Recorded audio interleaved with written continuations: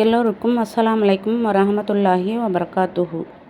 அல்லாஹ்வுக்கு மிகவும் பிடித்த சிறந்த திக்ர்கள்.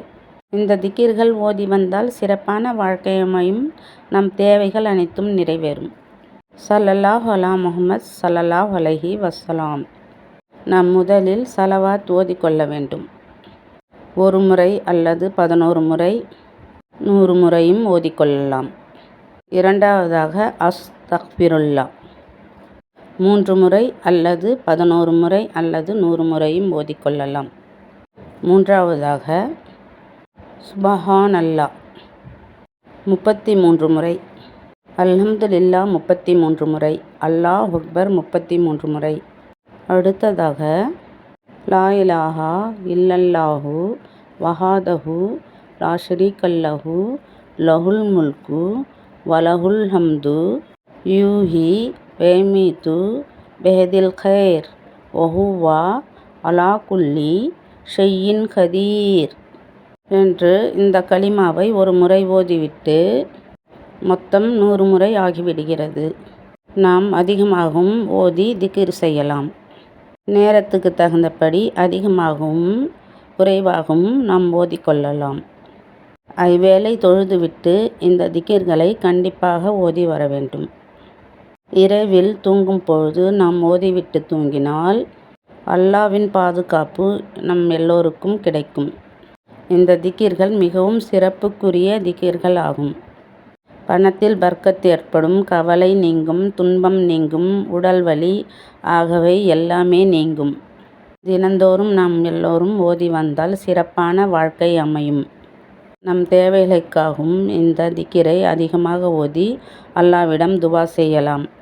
அல்லாஹ்வுக்கு மிகவும் பிடித்த சிறந்த திக்ர்களாகும். நம் வாழ்க்கையில் தினந்தோறும் ஓதக்கூடிய திக்ர்கள் ஆகும். மிக முக்கியமான திக்ர்கள் ஆகும்.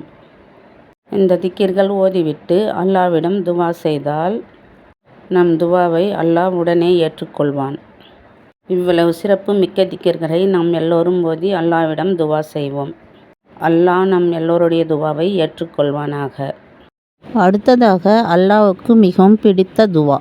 மன நிம்மதியோடு வாழ நபி ஸல்லல்லாஹு அலைஹி வஸல்லம் அவர்கள் கற்றுக் கொடுத்த துவா. ஸல்லல்லாஹு அலா முஹம்மத் ஸல்லல்லாஹு அலைஹி வஸல்லம்.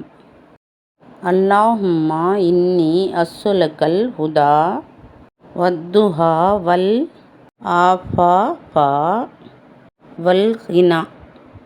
யா அல்லாஹ், உன்னிடத்தில் நான் நேர்வழியையும் நான் இறை அச்சத்தையும் சுய கட்டுப்பாட்டையும் தன்னிறைவையும் கேட்கின்றேன்.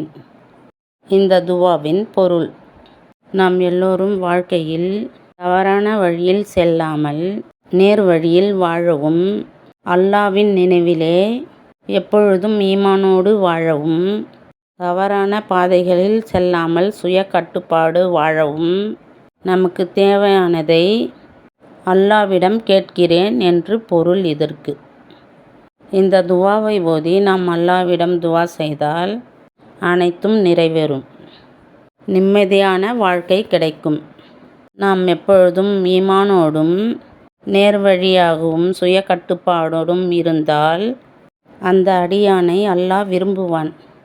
ஆகவே நாம் இந்த துவாவை ஓதி ஈமானோடு அல்லாஹ்விடம் துவா செய்வோம். அல்லாஹ் நம் எல்லோருடைய துவாவை ஏற்றுக்கொள்வானாக.